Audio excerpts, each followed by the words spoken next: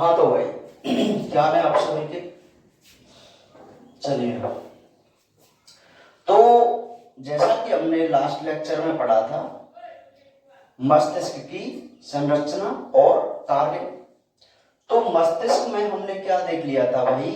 मस्तिष्क में हमने उसका एक भाग जिसको हम क्या कह रहे थे, अग्र मस्तिष्क, उसकी संरचना हमने देख ली थी। ठीक है, चलिए तो आज जो हम बात करेंगे वो मस्तिष्क के अन्य भागों के बारे में बात करेंगे, है ना। तो समझते हुए चलना। पहले इसका हम एक हल्का सा डायग्राम बना लेते हैं।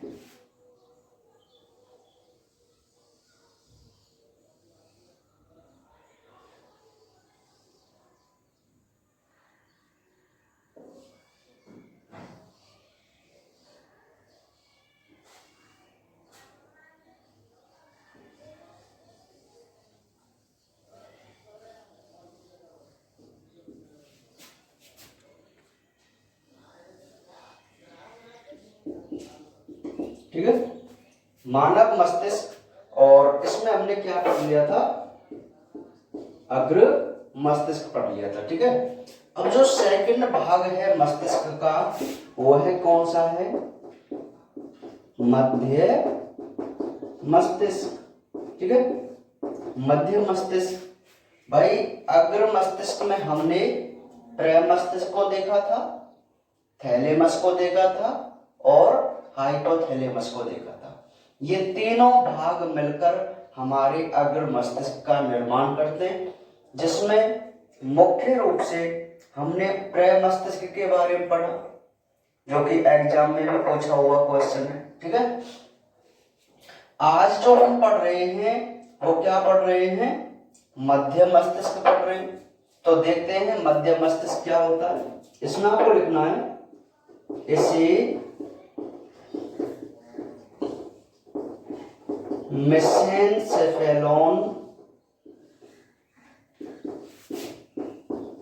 भी कहते हैं, मेसेनसेफेलोन भी कहते हैं। इसके दो भाग होते हैं, दो भाग होते हैं। नंबर ए में डायरेक्ट हेडिंग लगा देता हूं, कॉर्पोरा क्वाड्रिजेमिना।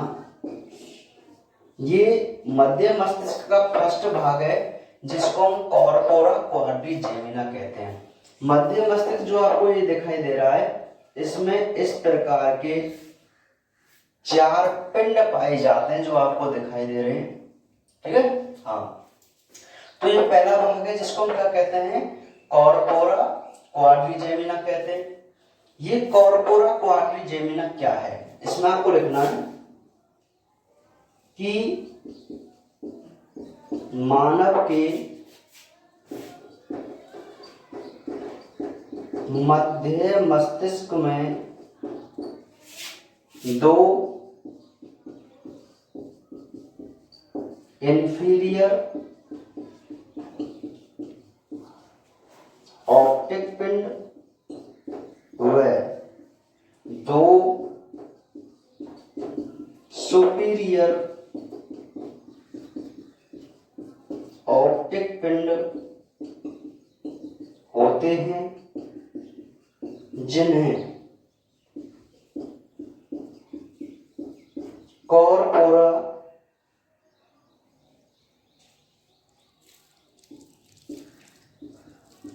क्वाड्रिजेमिना कहते हैं। ये पिंड देखने व सुनने संबंधी उद्दीपनों को ग्रहण करते हैं। ये पिंड देखने व सुनने संबंधी उद्दीपनों को ग्रहण करते हैं। तो बात जरा ध्यान समझिए। मध्य मस्तिष्क, मध्य मस्तिष्क में आपको क्या लिखना है कि इसे हम मेसेनसेफेलोन कहते हैं, और इसके दो भाग होते हैं, पहला जो भाग है वो क्या है, कॉर्पोरा क्वाड्रिजेमिना है। तो कॉर्पोरा क्वाड्रिजेमिना ही इसका मुख्य भाग है मध्य मस्तिष्क का। तो बहुत ही सिंपल, आप देखो क्वाड्रिजेमिना का मतलब होता है चतुष्टी, यानी कि 4। ठीक है, तो सिंपल सी बात है कि मानव के मस्तिष्क में, मध्य मस्तिष्क में 2 इंफीरियर ऑप्टिक लोब, 2 नीचे के पिंड और 2 सुपीरियर ऑप्टिक लोब, 2 ऊपर के पिंड। देखो ये 2 सुपीरियर ऑप्टिक लोब है और ये 2 इंफीरियर ऑप्टिक लोब है। ठीक है, तो 2 इंफीरियर और 2 सुपीरियर ऑप्टिक पिंड होते हैं, जिन्हें क्या कहते हैं, कॉर्पोरा क्वाड्रिजेमिना कहते हैं। बात समझ में आ गई। अच्छा, इनका फंक्शन क्या है, इनका ये फंक्शन है कि ये पिंड जो है, चारों पिंड, वो देखने और सुनने संबंधी जो सूचनाएं होती हैं केवल उन्हीं को ग्रहण करते हैं। बात समझिए, मध्य मस्तिष्क बहुत ही सिंपल है, आपको इतना लिखना है कि इसमें 2 inferior optic lobe, 2 superior optic lobe होते हैं, जिनको कॉर्पोरा क्वाड्रिजेमिना कहते हैं। और इनका कार्य क्या होता है, ये देखने और सुनने संबंधी उद्दीपनों को ग्रहण करते हैं। बस आपको इतना लिखना है, लिख सकते नहीं लिख सकते। ठीक है, नेक्स्ट जो सेकंड है उसको हम कहते हैं प्रमस्तिष्क वृंतक। क्या कहते हैं, प्रमस्तिष्क वृंतक कहते हैं। अच्छा, प्रमस्तिष्क वृंतक में आप 1-2 लाइन ऐसे लिख सकते हैं कि यह तंतुओं का बना बंडल होता है जो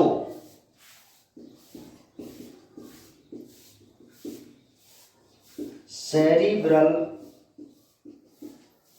कॉर्टेक्स को मेरुरज्जु व अन्य भागों से जोड़ता है। प्रमस्तिष्क जो वृंतक है, मैं आपको बता दूं कि ये है हमारा मध्य मस्तिष्क, और मध्य मस्तिष्क का ये भाग हमारा कॉर्पोरा क्वाड्रिजेमिना है। ठीक है, और यहाँ पर क्या होते हैं, कुछ तंतु होते हैं। मध्य मस्तिष्क के पास ही कुछ तंतुओं का बंडल होता है, और उस तंतुओं का जो बंडल है वो इस प्रकार होता है पूरा, ना ऐसे।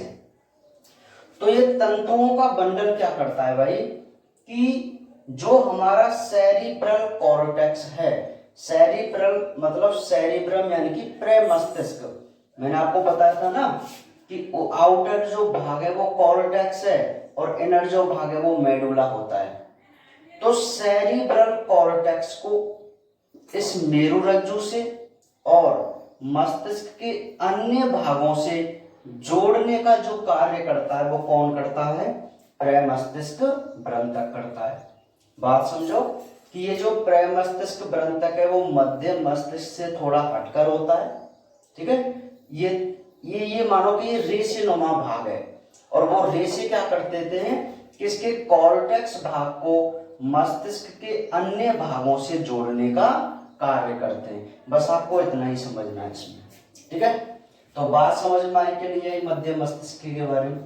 बहुत ही सिंपल है, आपको मुख्य रूप से ये याद रखना है कि मध्य मस्तिष्क के 2 भाग होते हैं।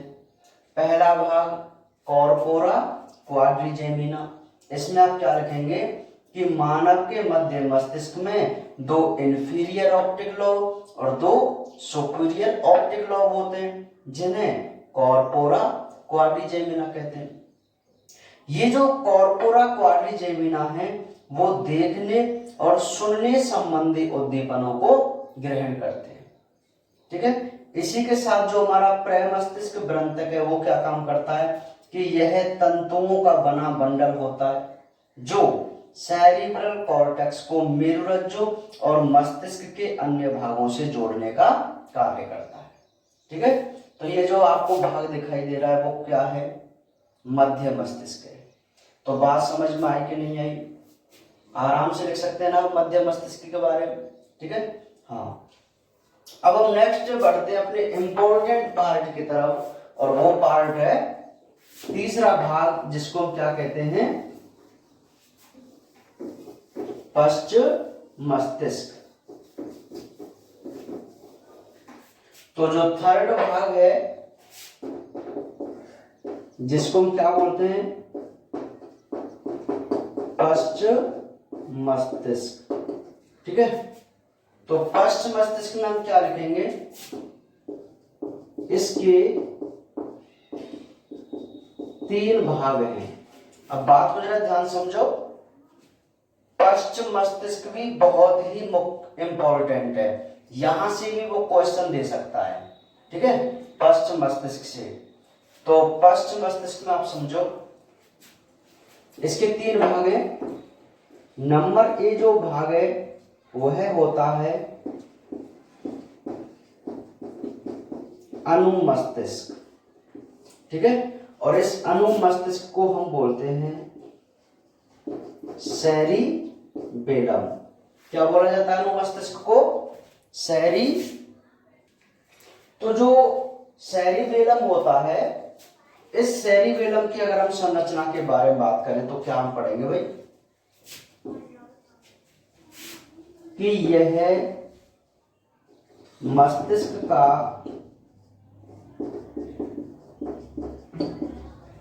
अपेक्षाकृत छोटा भाग है, जो प्रमस्तिष्क के आधार के नीचे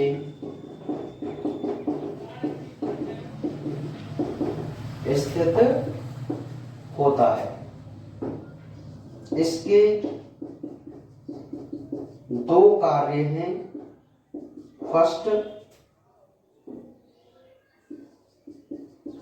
शरीर का संतुलन बनाना, ठीक है। सेकंड, पेशीय क्रियाओं का समन्वय बनाए रखना। तो आप सबसे पहले इस अनुमस्तिष्क को समझेंगे, जो कि बहुत ही इंपॉर्टेंट भाग होता है, ठीक है। हम जो बात कर रहे हैं वो पश्च मस्तिष्क के बारे में कर रहे हैं, हिंड ब्रेन के बारे में बात कर रहे हैं, और जो पश्च मस्तिष्क है उसके कितने भाग बताए गए हैं, 3 भाग बताए गए हैं। पहला भाग कौन सा है, अनुमस्तिष्क। इस अनुमस्तिष्क को हम क्या कहते हैं, सेरिबेलम। याद रखना, प्रमस्तिष्क को सेरिब्रम बोलते हैं और अनुमस्तिष्क को सेरिबेलम बोलते हैं, है ना। तो इसकी संरचना और कार्य हम देखें तो क्या लिख सकते हैं, कि यह मस्तिष्क का अपेक्षाकृत छोटा भाग है। छोटा भाग, बात समझो, सबसे बड़ा जो भाग होता है वो कौन सा होता है, प्रमस्तिष्क होता है। पूरे मस्तिष्क में प्रमस्तिष्क के बाद जो बड़ा भाग होता है वो कौन सा होता है, अनुमस्तिष्क होता है। लेकिन ये क्या कह रहा है आरबीएससी में, कि अपेक्षाकृत, अगर हम अपेक्षा करें प्रमस्तिष्क की, तो उससे थोड़ा कैसे होता है, ये छोटा भाग है। मेरी बात आप समझो, एनसीईआरटी बुक में तो आपको ये डायरेक्ट मिलता है कि यह अनुमस्तिष्क का यह मस्तिष्क का दूसरा सबसे बड़ा भाग है, और यहां हम क्या पढ़ रहे हैं कि यह मस्तिष्क का अपेक्षाकृत छोटा भाग है। मेरा कहने का मतलब है कि छोटा तो है, लेकिन प्रमस्तिष्क से छोटा है, सेकंड नंबर का, ठीक है, जो प्रमस्तिष्क के आधार के नीचे स्थित होता है। देखो ये प्रमस्तिष्क का आधार है यहाँ पर, तो उसके नीचे कौन प्रेजेंट है, अनुमस्तिष्क प्रेजेंट है, ठीक है। तो ये तो बात हो गई इसकी संरचना के बारे में। फिर इसके हम कार्य देख लेते हैं। तो अनुमस्तिष्क हमारे लिए 2 मुख्य कार्य करता है। पहला कार्य, शरीर का संतुलन बनाए रखता है। बहुत ही मुख्य बात है ये कि हमारी बॉडी का जो बैलेंस बनाता है वो कौन बनाता है? मस्तिष्क बनाता है। और मस्तिष्क का कौन सा भाग? अनुमस्तिष्क। ठीक है, लेकिन आप यही एक क्वेश्चन याद रखना कि हमारे शरीर का बैलेंस बनाने वाले जो अंग हैं वो कौन है? कान, ईयर। कान ऐसे अंग हैं जो हमारे शरीर का क्या बनाते हैं? बैलेंस बनाते हैं। ठीक है, क्या बनाते हैं? बैलेंस बनाते हैं। बात समझ में आई कि नहीं आई? ठीक है, अच्छा, बैलेंस बनाते हैं कौन? कान। लेकिन कान की सहायता कौन करता है? अनुमस्तिष्क। कौन करता है? अनुमस्तिष्क। ठीक है, हाँ। तो जो कई बार नीट एग्जाम में क्वेश्चन में रहता है कि कोई जो शराबी व्यक्ति होता है उसके पैर डगमगा कर चलते हैं, तो उसका मस्तिष्क का कौन सा भाग प्रभावित होता है अल्कोहल से? तो वो कौन सा भाग प्रभावित होगा? अनुमस्तिष्क प्रभावित होगा। ठीक है, तो फर्स्ट काम समझ में आ गया आपको कि शरीर का बैलेंस बनाए रखता है कौन? सेरिबेलम। सेकंड, पेशीय क्रियाओं का समन्वय, या मैं ये कहूं कि जो हमारी ऐच्छिक पेशियां होती हैं, लिखने वाली, बोलने वाली, चलने वाली, इन क्रियाओं का जो कंट्रोल करता है वो कौन सा भाग करता है? सेरिबेलम करता है। कौन सा करता है? सेरिबेलम। तो दो कार्य समझ में आ गए नहीं आ गए आपको? एक तो शरीर का बैलेंस बनाए रखता है और एक पेशीय क्रियाओं का समन्वय बनाए रखता है। ठीक है, जैसे अब मैं सोच रहा हूं कि मुझे लिखना है, तो ये मेरी ऐच्छिक पेशी है, तो इस क्रिया को कंट्रोल कौन कर रहा है? अनुमस्तिष्क कर रहा है ना। जैसे मैं बोल रहा हूं तो बोलने वाली जो मसल्स हैं माउथ के अंदर, है ना, उनको भी कंट्रोल कौन कर रहा है? अनुमस्तिष्क कर रहा है। बात समझ में आ गई कि नहीं आ गई? तो अनुमस्तिष्क के बारे में आप आराम से लिख सकते हैं ना कि यह मस्तिष्क का अपेक्षाकृत छोटा भाग है जो प्रमस्तिष्क के आधार के नीचे होता है। इसके दो कार्य शरीर का संतुलन बनाना और पेशीय क्रियाओं का समन्वय बनाए रखना। बात समझ में आ गई कि नहीं आ गई? चलिए नेक्स्ट जो सेकंड बात करते हैं भाई, पश्चिम मस्तिष्क के भी हमने कितने भाग बनाए हैं? 3 भाग। तो पहला भाग कौन सा हो गया? अनुमस्तिष्क हो गया। सेकंड जो भाग है वो क्या है? पॉन्स है। क्या है भैया? पॉन्स। तो पॉन्स आपको जो ये दिखाई दे रहा है, पॉन्स देखो ये वाला, ठीक है, इसको हम पॉन्स कहते हैं, पॉन्स। ठीक है, और ये है मेडुला ऑब्लोंगेटा है। तो यहाँ पर हम क्या लिख सकते हैं? और यहाँ पे होता है प्रमस्तिष्क वृंतक जो मध्य मस्तिष्क का भाग था, तो हम लिख सकते हैं पॉन्स मेडुला के ठीक ऊपर व प्रमस्तिष्क वृंतक के नीचे स्थित होता है। ये मस्तिष्क के अन्य भागों को जोड़ने का कार्य करता है। इसमें श्वसनानुचलन केंद्र होता है। ये चर्वण, लार, अश्रुश्रवण,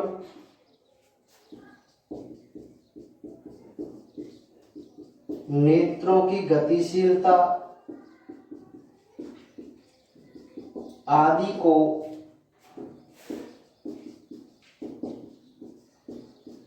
नियंत्रित करता है। देखो पॉन्स के बारे में आप बहुत ही छोटी सी बात लिखनी है।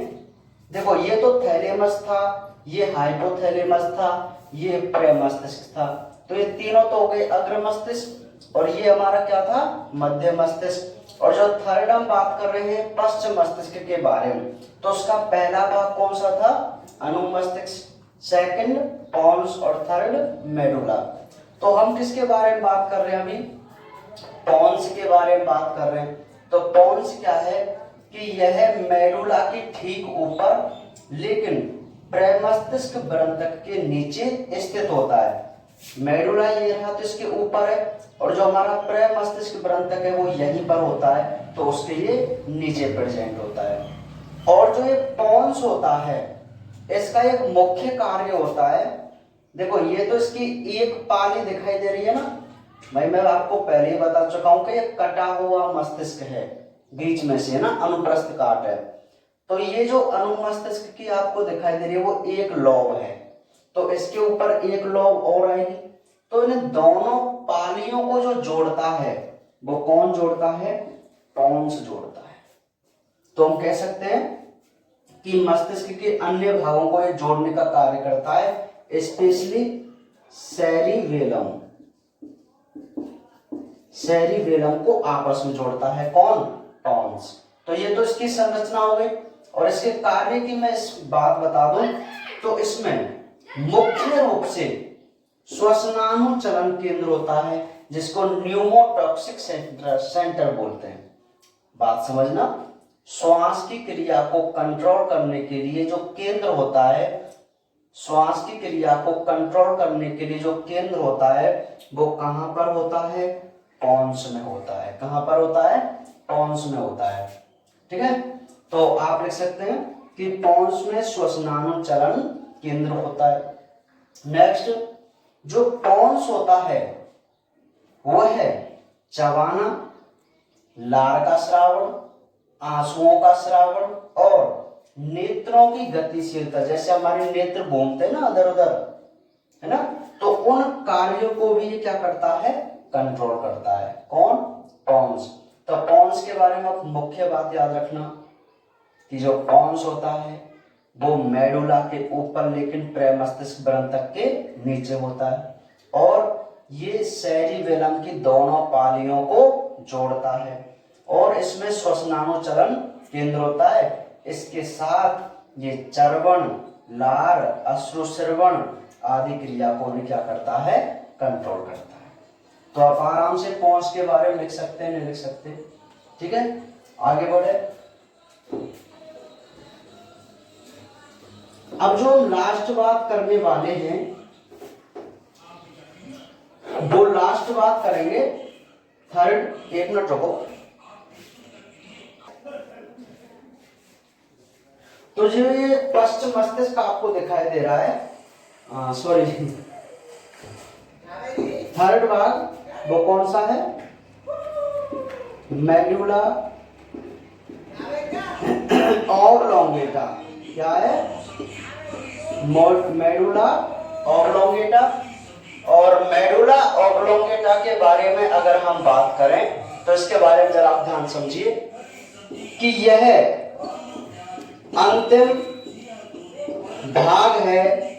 अरे सब्जी भी इसी टाइम बेचने आते हैं, तो थोड़ा वो सब्जी बेचने वाला आ जाते हैं ना, तो वो डिस्टरबेंस कर जाते हैं कई बार ना।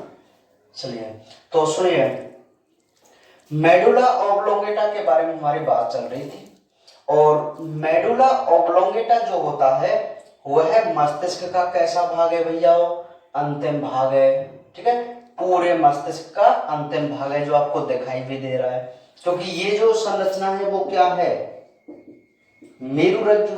ठीक है, तो हमारे मस्तिष्क का अंतिम भाग कौन है, मेडुला ऑब्लोंगेटा है। तो हम लिख सकते हैं कि यह अंतिम भाग है जो पॉन्स व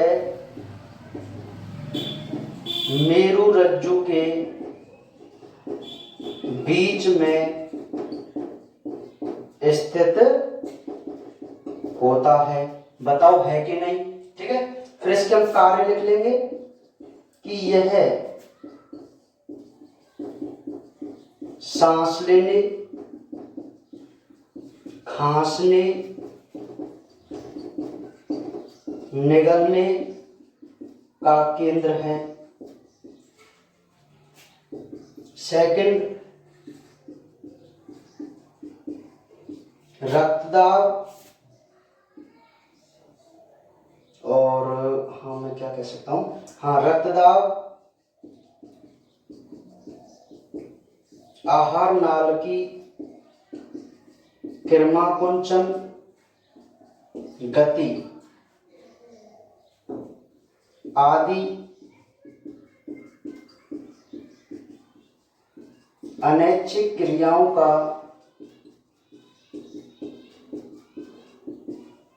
नियंत्रण करता है। ठीक है, तो हम जो अंतिम भाग है जिसको मेडुला ऑब्लोंगेटा कह रहे हैं, तो मेडुला ऑब्लोंगेटा में हम क्या लिखेंगे कि यह अंतिम भाग है मस्तिष्क का जो पोन्स व मेरुरज्जु के बीच में स्थित रहता है। देखो ये पोन्स है और ये मेरुरज्जु है, तो इन दोनों के बीच में प्रेजेंट है कि नहीं मेडुला। ये ट्रायंगुलर शेप में होता है, त्रिभुजाकार आकृति का होता है। ठीक है, तो ये संरचना आप इसकी लिख सकते हैं। फिर इसके कार्य बहुत सिंपल है कि मेडुला ऑब्लोंगेटा जो होता है वह मुख्य रूप से हमारी सभी अनैच्छिक क्रियाओं को क्या करता है, कंट्रोल करता है। अनैच्छिक क्रिया जैसे मैं ये कहूं सांस लेना है, खांसना है, निगलना है, वोमाइटिंग होना है, छींकना है ना, ये सारी हमारी अनैच्छिक क्रिया है कि नहीं। ब्लड प्रेशर है, आहार नाल की जो गति है किरणकुंचन गति, जिसके द्वारा भोजन माउथ से स्मॉल इंटेस्टाइन तक पहुंचता है, बात समझ में आ रही है।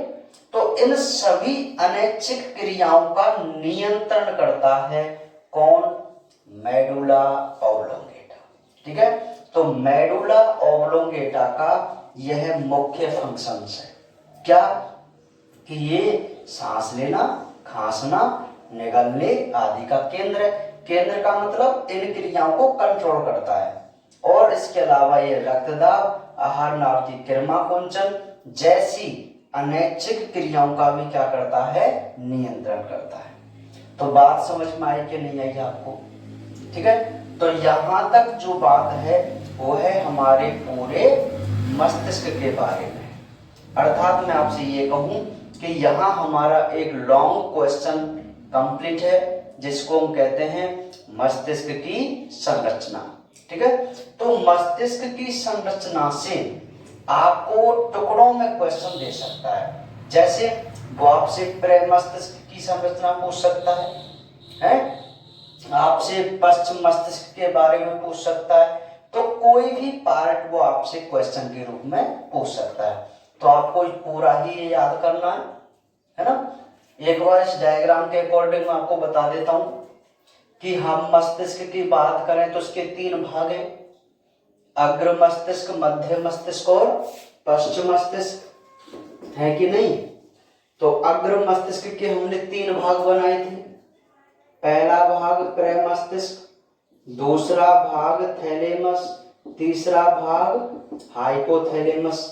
ये तीनों मिलकर क्या बनाते हैं, अग्र मस्तिष्क बनाते हैं। सबसे पहले बात की थी प्रमस्तिष्क के बारे में। हमने क्या कहा था कि यह मस्तिष्क का सबसे बड़ा भाग है जो 2 गोलार्धों से बना होता है, और दोनों गोलार्धों को कौन जोड़ता है, कॉर्पस कैलोसम जोड़ता है, और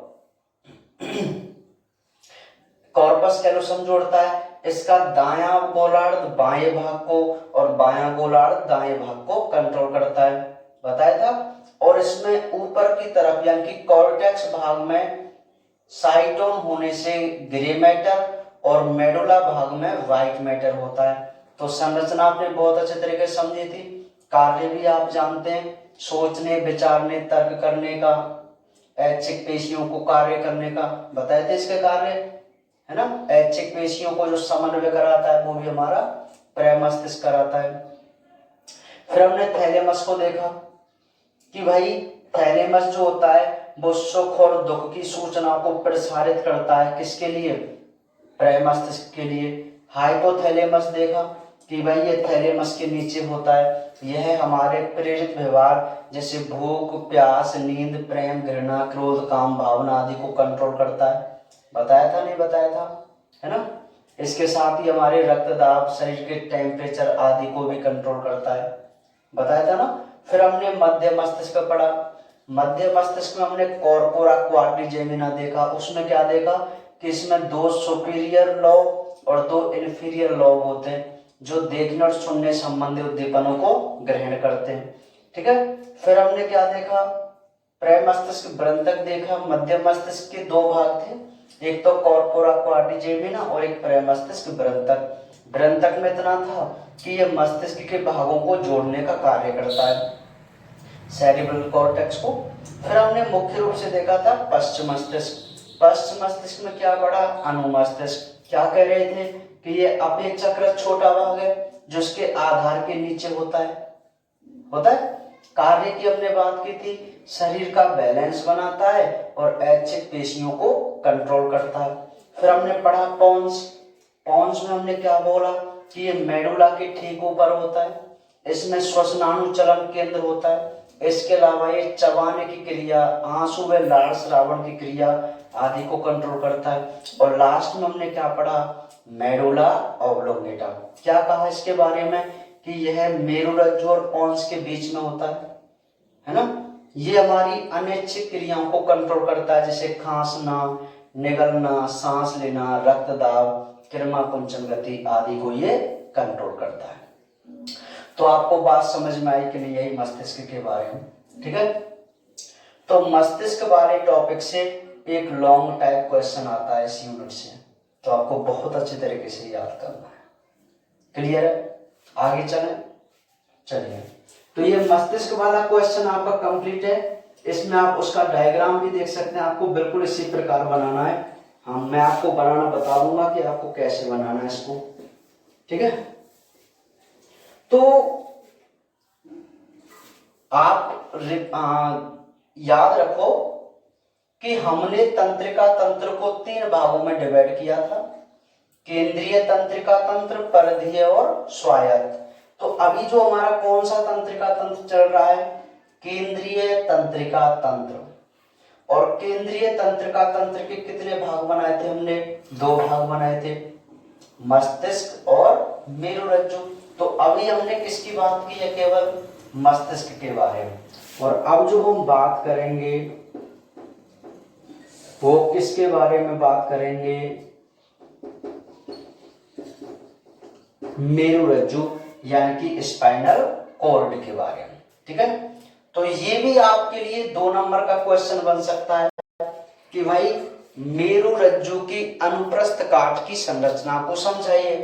बात समझो, अभी जो हमने क्वेश्चन पढ़ा था वो क्या था, मस्तिष्क की संरचना केंद्रीय तंत्रिका तंत्र में, और इसमें जो दूसरा भाग है वो क्या है, मेरुरज्जु है, जिसको हम क्या कह रहे हैं, स्पाइनल कॉर्ड बोल रहे हैं।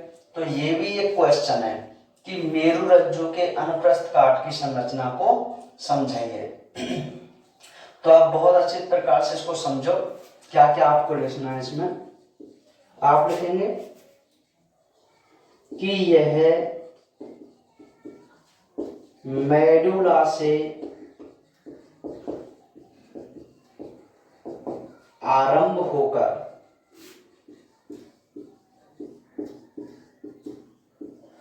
रीढ़ की हड्डी की संपूर्ण लंबाई में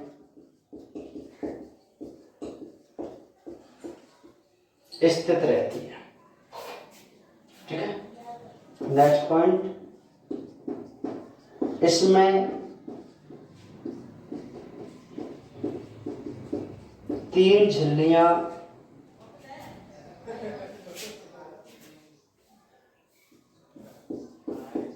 डोरा मैटर,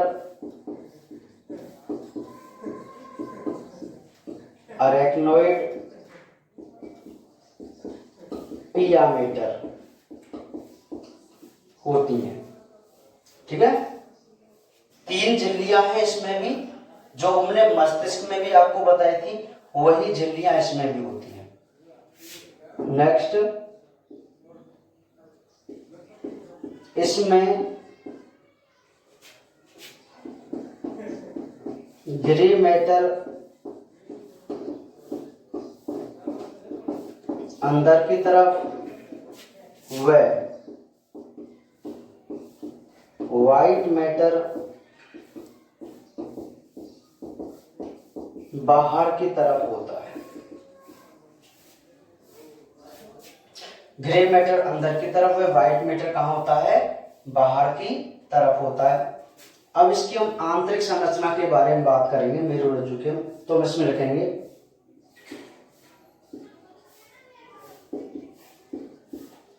मेरुरज्जु में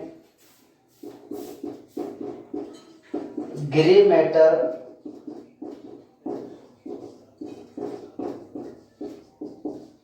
तितली के आकार का होता है, जो पृष्ठ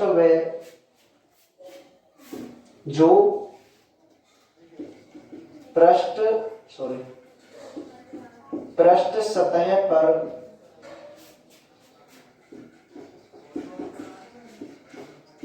पृष्ठमूल व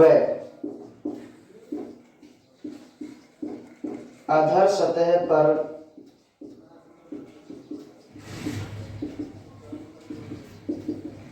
अधरमूल बनाता है।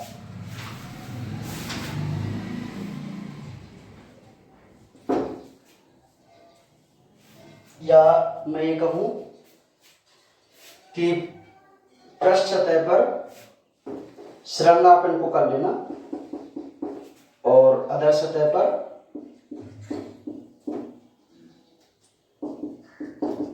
अधर श्रृंग बनाता है। ठीक है, जो मेरुरज्जु है उसमें ग्रे मैटर है, वो चलो मैं इसको आपको एक बार थ्योरी लिखा देता हूं, फिर समझ लेंगे। अधर श्रृंग बनाता है। नेक्स्ट, स्पाइनल कॉर्ड की पृष्ठ सतह पर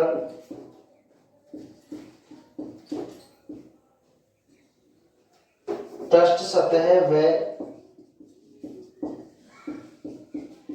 अधर सतह पर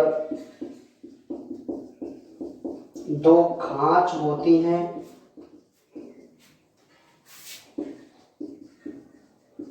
जिन्हें क्रमशः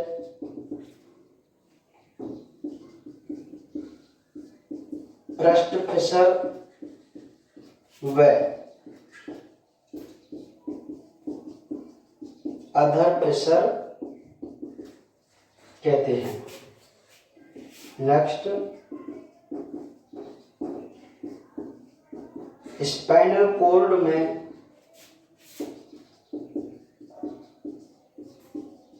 संवेदी तंतु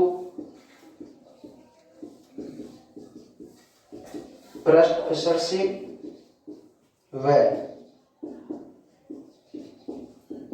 चालक तंतु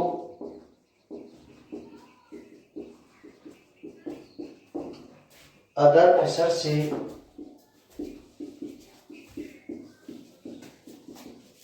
प्रवेश करते हैं। ठीक है, यहां लिख सकते हैं हम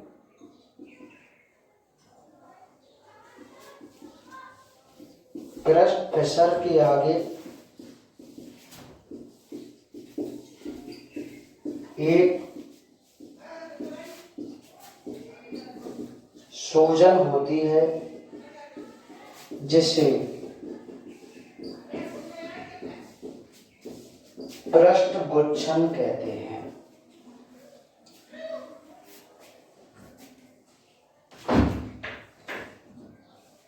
ठीक है भाई, तो ये जो आपको थ्योरी दिखाई दे रही है वह हमारी मेरुरज्जु की अनुप्रस्थ काट है। ठीक है, तो मेरुरज्जु की अनुप्रस्थ काट की अगर हम बात करें, यह मेरुरज्जु की संरचना है। इसका मैं आपको एक डायग्राम बनाऊंगा, तो वो देखिए यहां पर बनाऊंगा मैं। बहुत छोटा सा डायग्राम।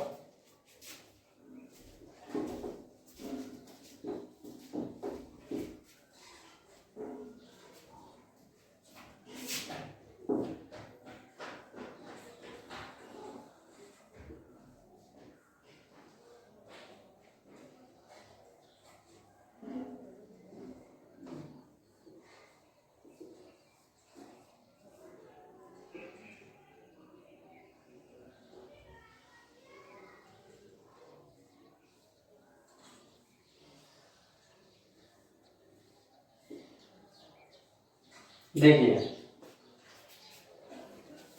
ये मेरुरज्जु की अनुप्रस्थ काट की बात चल रही है। चलो यहां पर मैं कंप्लीट डायग्राम भी आपको बना देता हूं।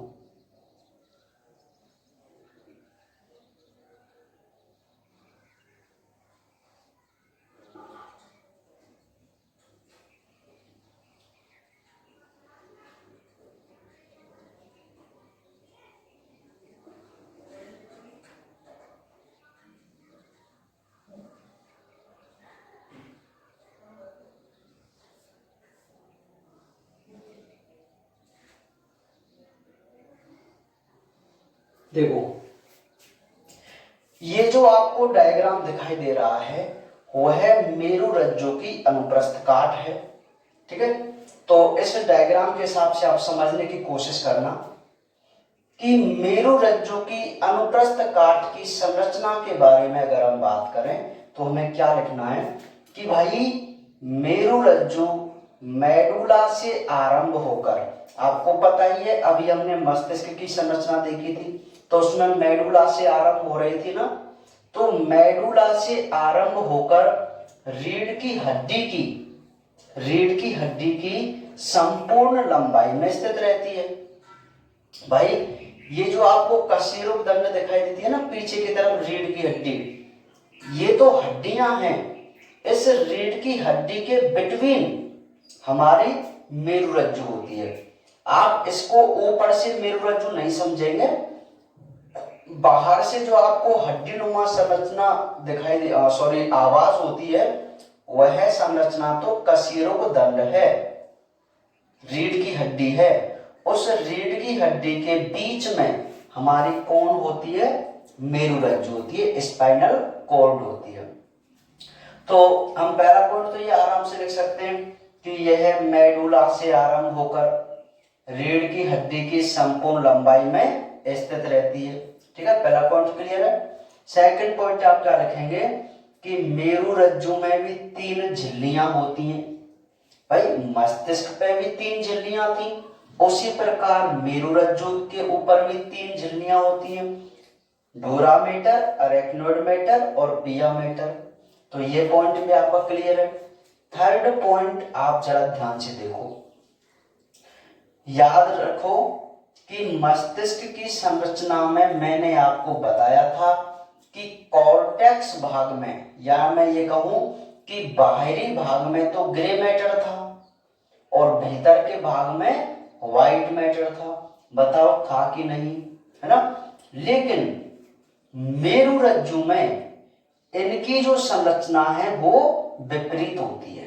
कैसे कि ग्रे मैटर तो है अंदर की तरफ और व्हाइट मैटर है बाहर की तरफ। इस पॉइंट को आप ध्यान से समझना कि मस्तिष्क में जो ग्रे मैटर होता है वो तो बाहर की तरफ होता है और व्हाइट मैटर कहाँ होता था, अंदर की तरफ। लेकिन मेरुरज्जु में ग्रे मैटर कहाँ है, अंदर, और व्हाइट मैटर कहाँ है, बाहर। तो ये पॉइंट समझ में आया नहीं आया? तो 3 पॉइंट आपको बहुत अच्छे तरीके से क्लियर हो गए कि भाई ये मेडुला से स्टार्ट होकर रीढ़ की हड्डी की संपूर्ण लंबाई में स्थित रहती है। नेक्स्ट, इसमें 3 झिल्लियां डोरामेटर, अरेक्नोइडमेटर, पियामेटर होती हैं और इसमें ग्रे मैटर जो है वो तो अंदर की तरफ होता है और व्हाइट मैटर कहाँ होता है, बाहर की तरफ होता है। ठीक है, ये मोस्ट पॉइंट है नीट एग्जाम के लिए। नेक्स्ट हम बात करें तो अब हमारी मुख्य संरचना चल रही है कि मेरुरज्जु में जो ग्रे मैटर होता है मेरुरज्जु में जो ग्रे मैटर होता है, और मैंने आपको अभी बताया है कि ग्रे मैटर कहाँ है, अंदर की तरफ। तो जो ग्रे मैटर होता है वो तितली के आकार का होता है, या मैं ये कहूं एच शेप का होता है। तो आप डायग्राम में जरा ध्यान से देखिए, ये वाली जो संरचना आपको दिखाई दे रही है, यही हमारा क्या है, ग्रे मैटर है। बात समझ में आ रही है? यह मेरुरज्जु की अनुप्रस्थ काट है। अगर हम मेरुरज्जु को ऐसे टुकड़े टुकड़ों में कर दें ना, देखो ऐसे, इस प्रकार, ऐसे ऐसे टुकड़े राउंड शेप के, तो बिल्कुल ऐसी संरचना दिखाई देती है। ठीक है, तो उसमें जो अंदर की तरफ आपको दिखाई दे रहा है वो क्या दिखाई दे रहा है, ग्रे मैटर दिखाई दे रहा है ना। बात को जरा ध्यान समझो कि मेरुरज्जु में ग्रे मैटर तितली के आकार का होता है, जो पृष्ठ सतह पर पृष्ठश्रंग, अच्छा इनकी जो सतह है, ये ऊपरी सतह जिसको हम पृष्ठ बोलते हैं, और ये निचली सतह जिसको हम अधर बोलते हैं। देखो इधर वाली अधर सतह है और उधर वाली पृष्ठ सतह है।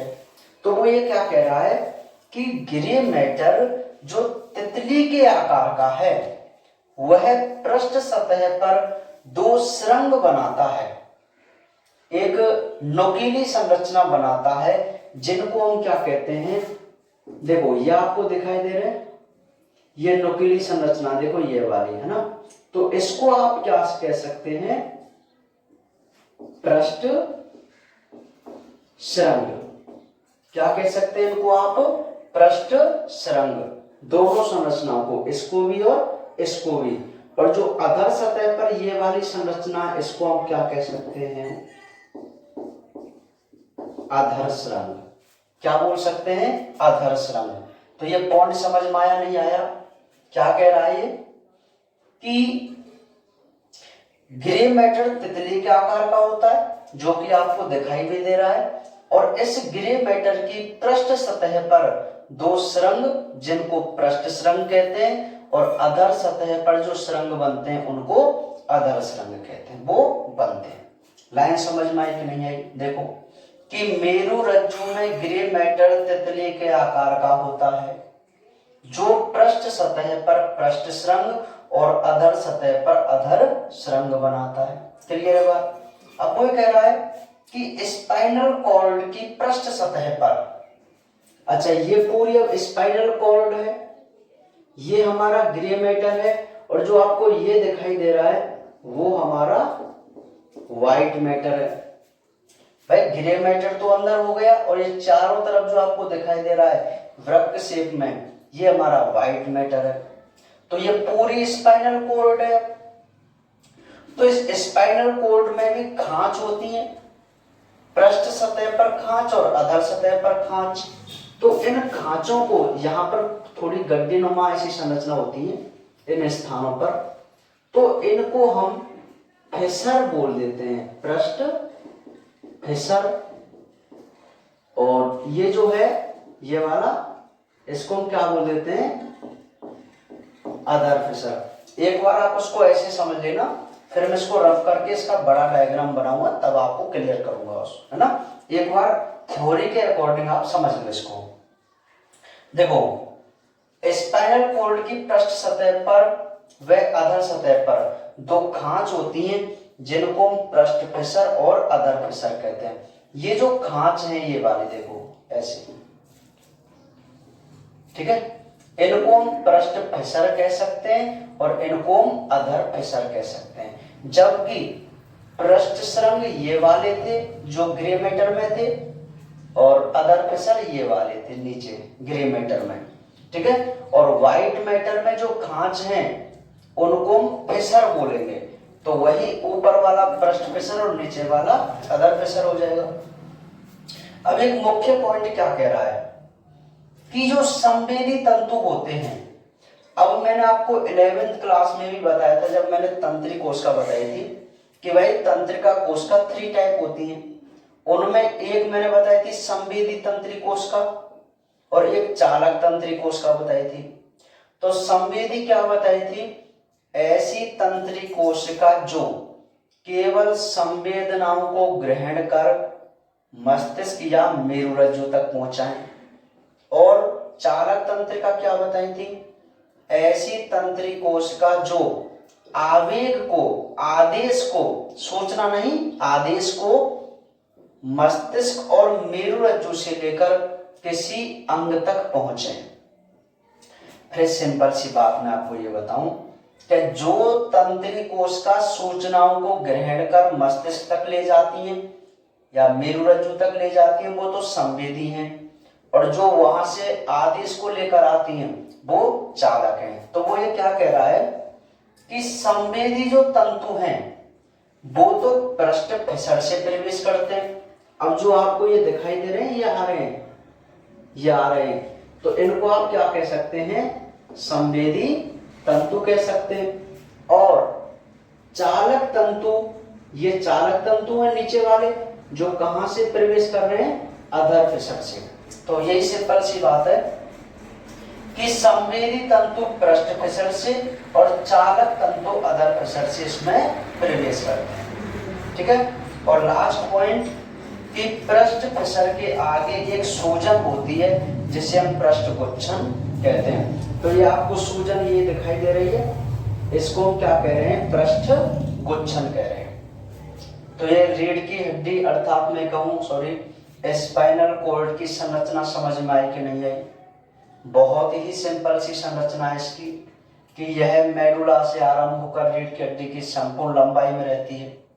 इसमें 3 झिल्लियां डोरा मैटर, अरेक्नोइड मैटर, पिया मैटर होती हैं। इसमें ग्रे मैटर अंदर जबकि व्हाइट मैटर बाहर होता है। इसमें ग्रे मैटर कैसे आकार का होता है? तितली के आकार का होता है, जो पृष्ठ सतह पर पृष्ठ सुरंग और अधर सतह पर अधर सुरंग बनाता है।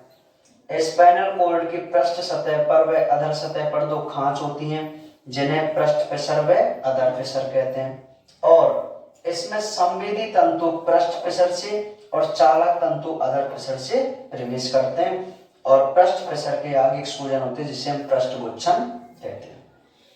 बात समझ में आ गई? चलिए इसको एक बार आप नोट कर लेना। तो लास्ट में मैं अभी आपको इसका एक डायग्राम बना दूं, है इसको रफ करके।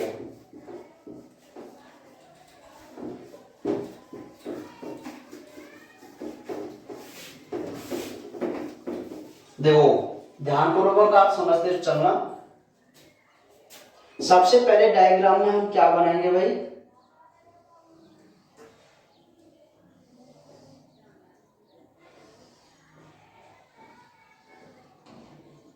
ग्रे मैटर बना दिया, क्योंकि हमको पता है ग्रे मैटर कहां होता है? अंदर की तरफ होता है।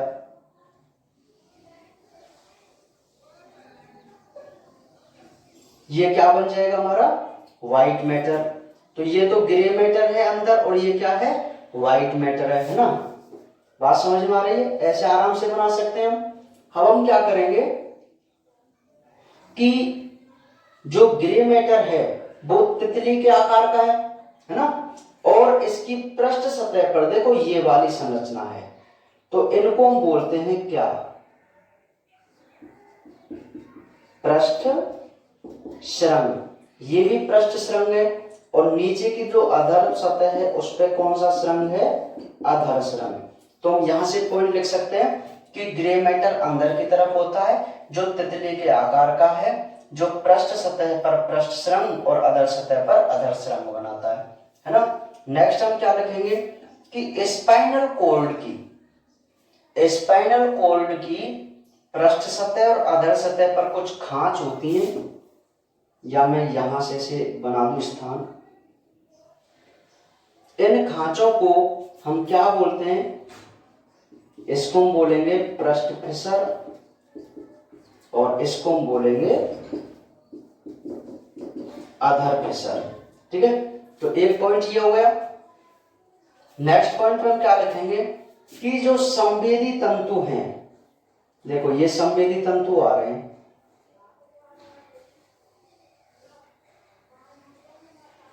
ठीक है, और ये कौन से तंतु चलेंगे?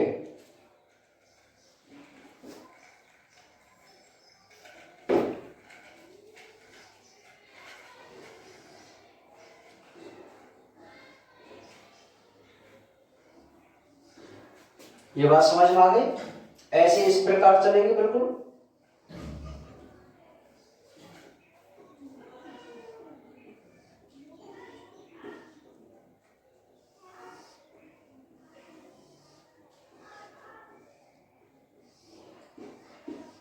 है ना।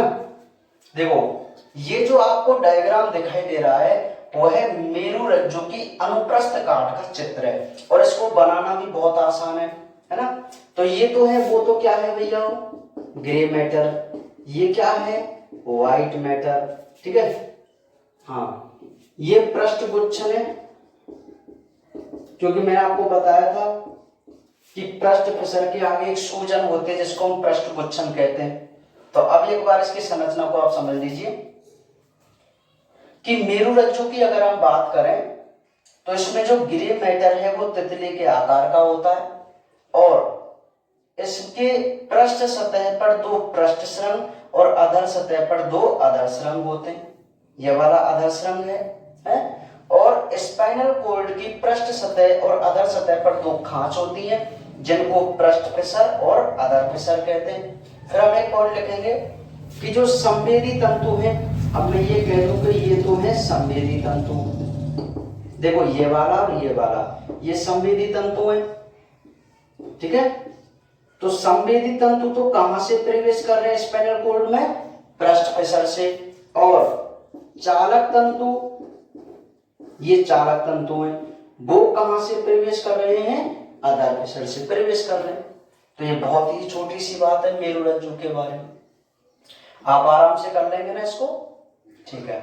तो आज के लेक्चर में हमने मस्तिष्क की संरचना को पूरा किया और मेरुरज्जु की संरचना को, अर्थात हमने क्या कर लिया है, केंद्रीय तंत्रिका तंत्र, और इस मेरुरज्जु के 1-2 कार्य वो आप आराम से नोट्सों से कर सकते हैं, ठीक है। जैसे प्रतिवर्ती कार्यों को करना है, सुरक्षा करना, बहुत सारे कार्य हैं, उनको हम आगे बता देंगे आपको, है ना। बात समझ में आई कि नहीं आई। तो आज के लिए हम केवल इतना ही पढ़ेंगे। ये 2 हमारे मुख्य क्वेश्चन है, मेरुरज्जु की अनुप्रस्थ काट और मस्तिष्क की संरचना, ठीक है। इन आप दोनों को कंप्लीट कर लेना, ठीक है।